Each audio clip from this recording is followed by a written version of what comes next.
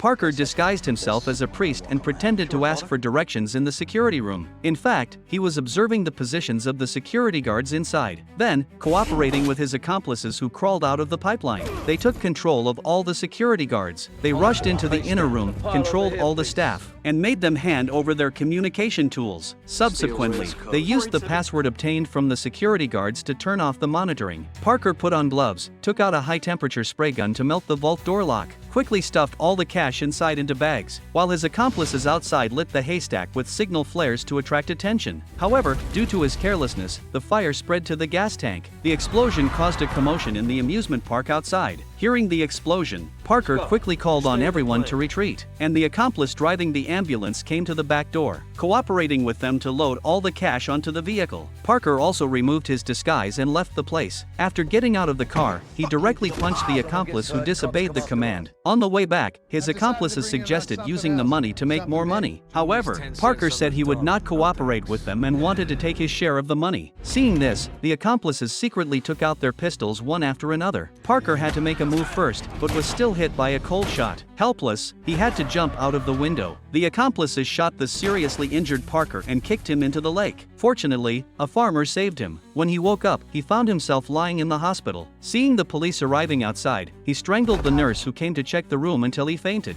and disguised himself as a doctor, pushing a patient past the police. He drove the ambulance out of the hospital to a hidden suburb. Parker found the medicine in the ambulance and gave himself simple treatment. After regaining some strength, he drove to a motel, found some clothes and weapons in the room. Then he went to a small bank that was about to transport cash, took out the smallest gun in the bag and walked up to a staff member, then held him hostage to knock on the door of the security room. After the door opened, he quickly controlled the security guards inside and tied them up. Parker took all the cash and weapons from the vault. Finally, he came to the bar where his accomplices often hung out. From the boss's mouth, he learned their current location.